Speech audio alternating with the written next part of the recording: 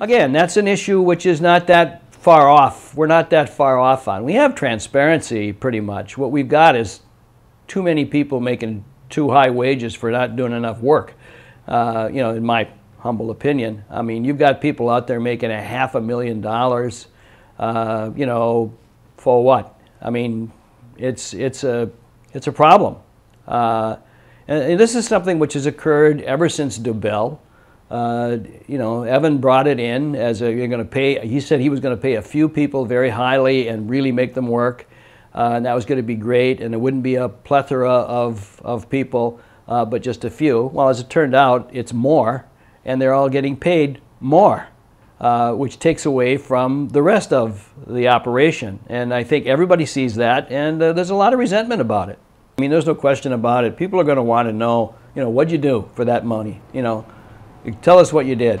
You know, and that goes from the president on down. Well, there is a general feeling that high-level managers at the university think that they're pashas or they're you know, kings and queens or princes or whatever, and that they can get away with anything and do anything. And some of this has to do with the autonomy issue.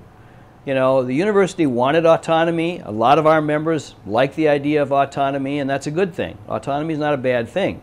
However, it often sets people at odds with the rest of the state and the other agencies and the other departments.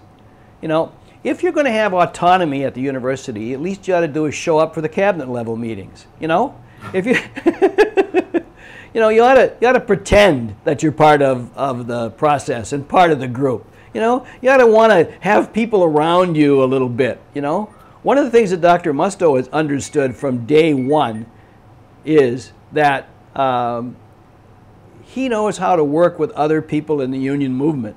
You know, it's not all about him. It's all about everybody.